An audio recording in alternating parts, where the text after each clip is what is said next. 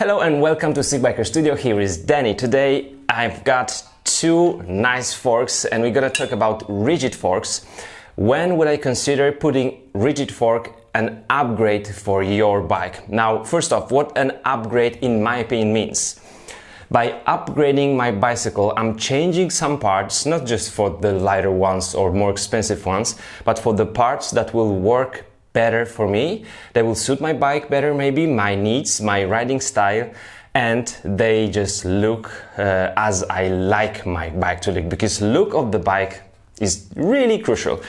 And I'm discovering that more and more and more. We want our bike to look pretty and then we like riding it. So what the rigid fork is. This is the fork. We mount a front wheel here into these dropouts, and there is no suspension on the fork, almost none. There is some just vibration damping, but no suspension. The one here, that's the suspension fork. That means it works a little bit, this one for 10 centimeters, for example, so that it soaks up some bumps.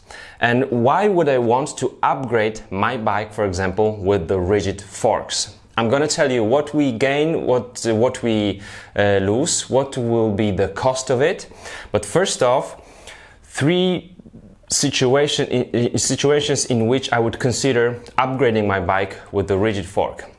Number one, if you own an entry-level mountain bike, which I don't know, 99.9% of these bikes are being sold with suspension forks. But these forks have to, fit the price, which is around, let's say, $500, a bit less or a bit more.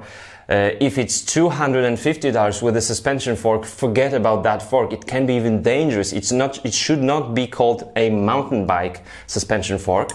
But if you have the bicycle, let's say with some RockShox or Santur entry-level coil suspension fork, that would be the situation I would consider upgrading with the rigid fork. Why? Just in a second. But second situation, if you are a very light rider, so youngsters and women specifically or especially should consider having a rigid fork in the front.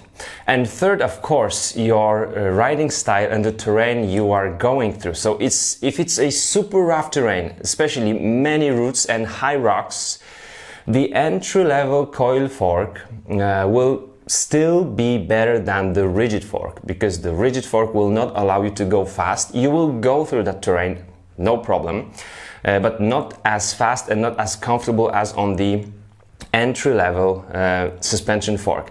Now, in the description of this video just below, you have the link to that episode when I talk about disadvantages of the entry-level heavy and not really stiff and not really smooth suspension forks. Okay, so it's good to know that. Now, so when would I recommend sincerely to think about a rigid fork? Now, how much it will cost you and what it will change, and finally what you should consider. Okay, so how much it will cost you.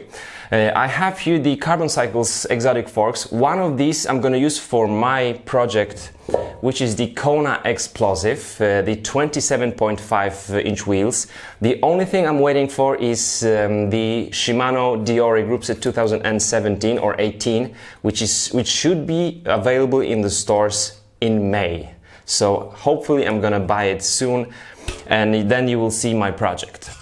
How much it will cost you? I have two examples, that there should be a third one here. So the highest level of the rigid fork is the full carbon fork. Everything in this fork, including the dropouts, I think, but I'm not sure, is carbon. So the blades at least are carbon. The crown here is like integrated, beautiful carbon. And the steering tube is made of carbon fiber. That means this fork is very light. It's pretty good in some vibration damping, not bumps, but vibration damping. And it weighs 690 grams. So 690 grams for 27.5 inch wheel is pretty cool. And this is a mountain bike fork. So you can go to the terrain and it will do the job there. and it's uncut, so it will be a little bit lighter. How much weight we gain? Well, the entry-level suspension fork will weigh over 2 kilos. It might be 2.2, 2.4, 2.5. It can be really heavy, so we gain almost 2 kilos. As you know me, I'm not a great fan of saving 100 grams there and 200 grams here and paying a lot of money for that. But almost 2 kilo for especially light rider, it will be huge difference. It will be for everyone. If everyone will feel on the uphills especially that the bike is quicker and lighter. So that's good stuff. How much it will cost you? This one costs around, I think it's around 200 pounds, so $230.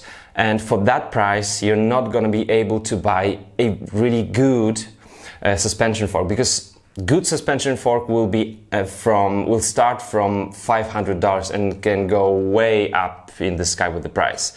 So this is the upgrade that will cost you some money, but it's really worth considering. Now we can go one level down with the price also, because this is alloy carbon fork. That means we have carbon blades. So this here, this is the carbon with aluminum dropouts, aluminum crown, and aluminum steering tube. This one was 690 grams, and this one is 870 grams. So 870 grams, still way over 1.5 kilo saving in terms of the weight, and you have nice fork. This one will be around $80 cheaper than this one. So the link is also just below the video, so just check it out exactly. I just don't remember the prices right now. And finally, you could also buy a cheaper one for just around a good quality, just around $100, full aluminum. You can also buy full steel, but then you don't gain that much. The fully aluminum high quality fork would be around $100. What I would go for, if I would upgrade, I would choose some of the carbon ones. In this case, this one also looks very pretty. And I must tell you, when you put this kind of a fork into your bike, it looks like more in the one unit with the bike, and it looks better than most of the suspension forks. So that's also something, some gain, I would say. All right. So, when would I recommend? If you're a light rider, not super rough terrain, not cross-country races. Some cross-country races will be also for rigid forks. And also, what was that? Light rider, terrain, and sorry for that, entry-level bike. If you have entry-level bike, so that will be a good replacement for this heavy and not smooth working suspension fork. The last thing is what you should consider when you change the fork on your bike from the suspension one to the rigid one. Here is the fork. It will fit just like that, my frame. First thing is the geometry. So you should know how it will change the geometry. Maybe you don't want to change the geometry. So knowing the length of the fork, knowing also the length of the steering tube, how much you need, because you will probably cut it if it's new, so it's no problem. If it's used, then you have to know the length of the steering tube. So the length of the fork, the shape of the fork, if it's with the different offset and different trail, you just tell the seller what kind of fork you have, what are the measurements, and they will give you the exact measurements of the fork you are buying.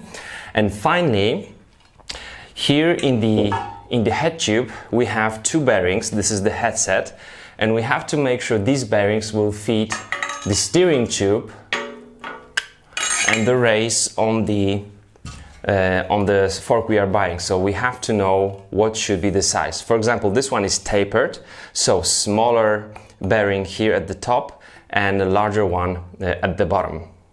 Okay, so what do we gain? We gain a lot of weight. We gain the stiffness and handling of the bike, because you will feel the front wheel much better than on the not really stiff and heavy suspension fork if it's entry-level one, if it also have some play on those blades. So this is really good thing, good stuff here. In my opinion, you gain also the look of the bike, and the weight saving is huge. So instead of spending, let's say, $800 for getting really light suspension fork, you get much lighter and much cheaper rigid one. Of course, it won't be for everyone, but just see and look how your buddies are riding, for example, those gravel bikes. These are capable bikes. These are capable of going through different terrain, but still have the rigid fork, except for the Cannondale Slate, right? So this is what I would recommend. If you change from the suspension fork to the rigid fork, I would also recommend putting tubeless system on your wheels so that you can have some less air pressure in your tires and have just a little bit more of the suspension of your tires. And then you should be happy with the rigid forks. How my project will look like, you will see very soon. If you have any further suggestions, put those in the comments. Thanks for watching. See ya.